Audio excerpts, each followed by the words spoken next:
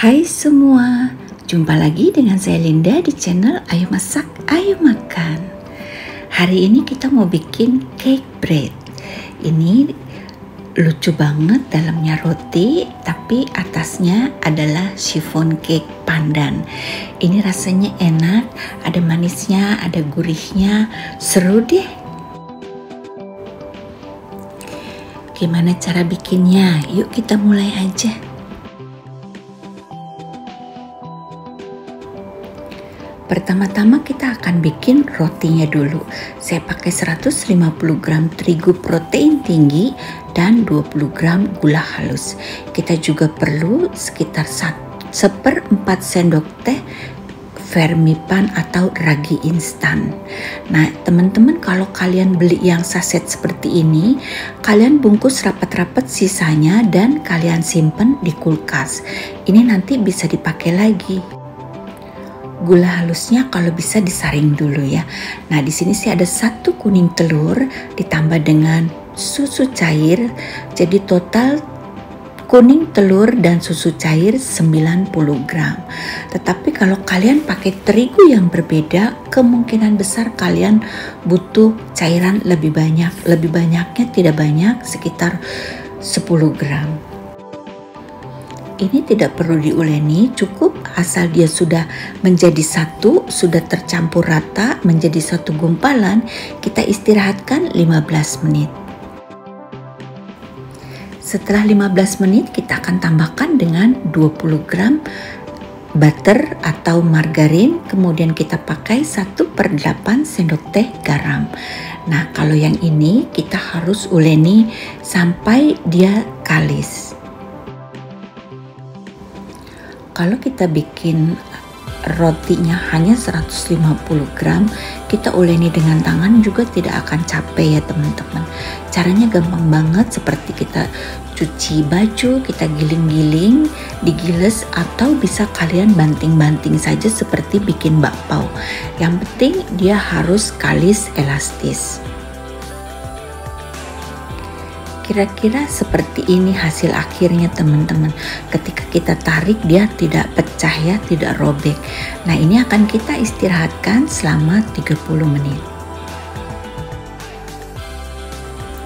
Untuk pengistirahatannya kalian bisa tutup dengan plastik wrap atau bisa ditutup seperti ini saja ya.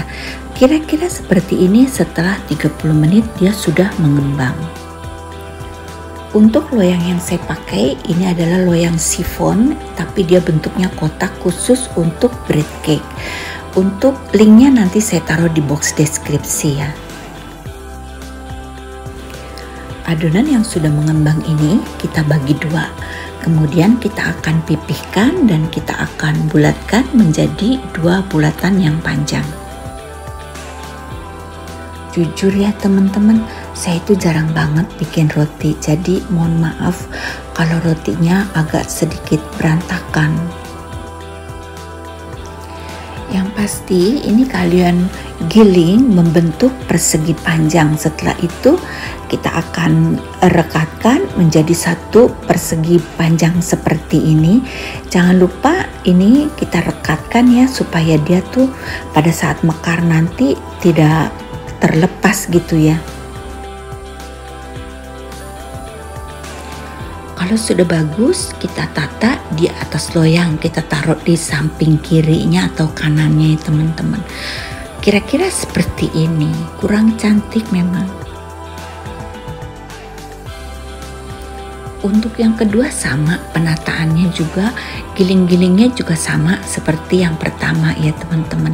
Ini kita rapikan dulu, kita bentuk persegi panjang, lalu kita gilingnya. Yang penting dia besarnya, lebarnya harus sama pas seperti loyang. Kalau sudah, ini akan kita istirahatkan lagi selama 30 menit lagi. Di sini loyangnya tidak saya olesi apapun, tidak juga saya kasih kertas ya teman-teman. Tapi saya ada bikin juga 1 kali lagi yang loyangnya saya alasi dengan kertas roti. Setelah 10 menit kita diamkan roti, Kita nyalakan oven dan kita akan bikin sifonnya. Di sini saya ada 3 kuning telur yang saya akan kocok lepas hanya sampai dia menjadi creamy. Kalau dia sudah sedikit creamy seperti ini, kita akan tambahkan dengan 1 saset santan instan dan kita akan tambahkan juga dengan minyak sayur sebanyak 30 gram. Ini kita aduk hingga tercampur dengan rata, tidak lama, hanya sekitar setengah menit saja. Kita akan tambahkan dengan pasta pandan secukupnya dan terigu protein rendah sebanyak 65 gram. Terigunya ini kita saring ya teman-teman. Oh ya, saya juga tambahkan dengan tepung maizena sebanyak 5 gram. Sekarang ini kita aduk lagi sampai dia menjadi satu kayak paste gitu, dia adonannya jadi kental. Tapi dia halus, butiran-butiran terigunya sudah tidak terlihat, sudah menyatu dengan bahan-bahan lainnya.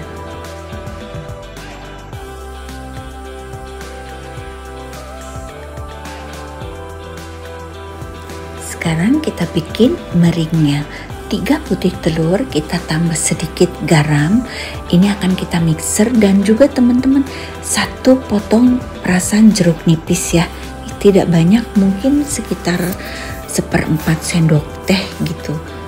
Ini akan kita mixer selama 1 menit, kemudian kita akan tambahkan dengan gula pasir. Jeruk nipisnya ini penting ya teman-teman, kalian jangan di skip karena ini yang bikin memperkokoh adonan putih telur kita ini. Nah, kalau dia sudah seperti ini saya kocok sekitar 2 atau 3 menit dengan kecepatan rendah setelah gula masuk ya teman-teman. Ini kita akan temper dulu adonan kuning telurnya dengan putih telurnya. Kalian lihat teman-teman, caranya seperti ini. Tidak diaduk, tetapi diaduk balik. Kalian perhatikan baik-baik ya teman-teman, ini tidak dikocok, hanya diaduk balik. Kalau kalian kocok, nanti putih telurnya ini dia akan jadi cair. Sekarang adonan ini akan kita jadikan satu dengan sisa putih telur yang tadi sudah kita kocok. Nah, ini juga teman-teman cuman diaduk balik, tidak dikocok. Kalau kalian kocok nanti hasilnya dia akan cair, dia akan rusak. Khusus di video ini pencampuran mering dengan adonan kuning telur tidak saya skip, tidak saya cepetin ya teman-teman. Kalian lihat ini saya hanya aduk balik sampai putih telurnya sudah tidak terlihat, tidak lama ya. Setelah itu saya ganti dengan spatula dan spatula ini juga cukup diaduk balik saja, tidak dikocok sama sekali. Karena kalau kalian kocok ini adonannya akan rusak. Selama proses kita bikin kue sifon, rotinya dia sudah mengembang. Nah, ini akan langsung saja kita tuang ke dalam cetakan ke atas roti ini. Dan ini jangan dibanting teman-teman ya, cukup digoyang-goyangin aja. Untuk yang pakai kertas roti juga sama, kita akan langsung tuang dan jangan diketuk-ketuk.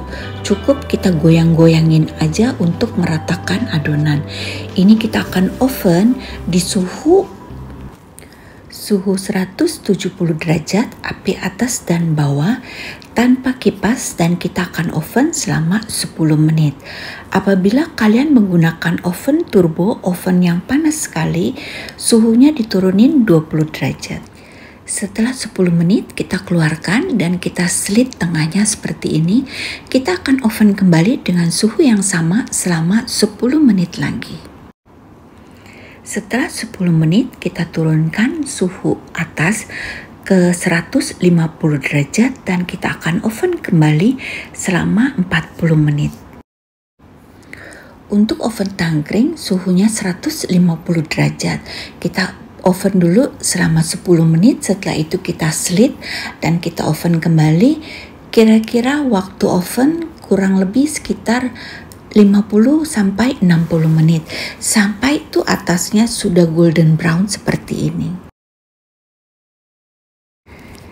Nah, bila kalian menggunakan alas kertas di loyangnya, ini langsung kalian keluarkan dari loyang.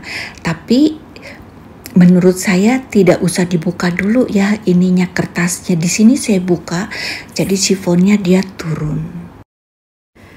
Tapi kalau kalian bikin tanpa kertas, ini loyangnya bisa dibalik. Ini karena dia terlalu tinggi teman-teman, jadi saya ganjel pinggir kiri kanannya dengan nampan ya. Kalian lihat tuh, kalau tidak diganjel dia akan gepeng ya. Jadi saya ganjel seperti ini. Cuman kalau kita tidak pakai kertas, ngeluarinnya dia sedikit berantakan ya teman-teman.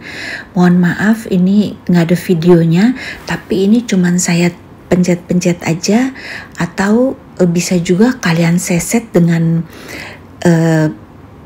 scraper ya teman-teman. Nah teman-teman, ini adalah hasilnya. Yang sebelah kiri yang saya bikin dengan oven tangkring. Sementara yang sebelah kanan yang saya bikin dengan oven listrik.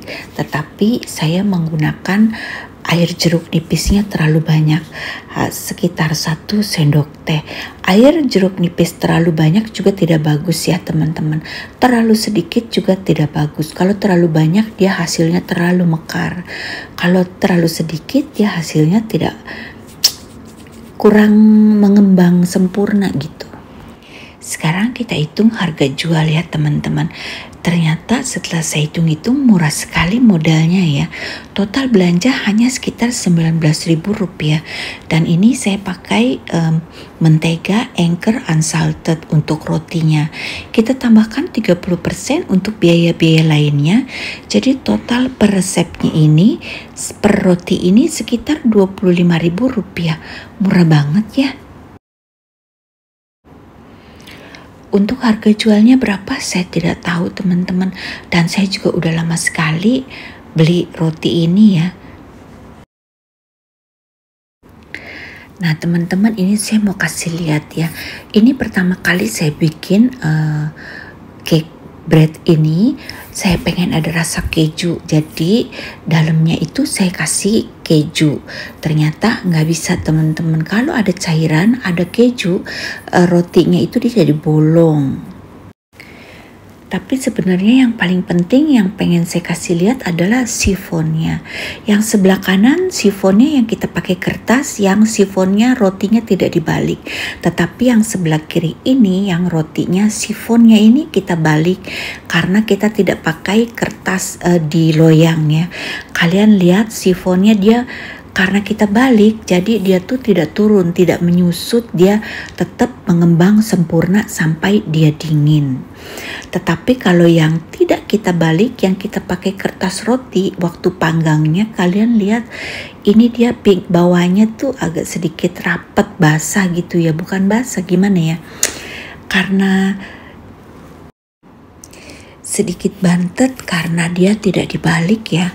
Berbeda dengan yang dibalik, kalian lihat ini dia cakep banget, mengembang sempurna. Jadi dia juga bouncy, pokoknya cantik lah kalau adonannya ini dibalik.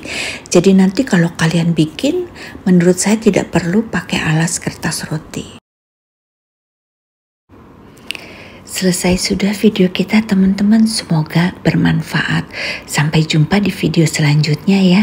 Bye-bye.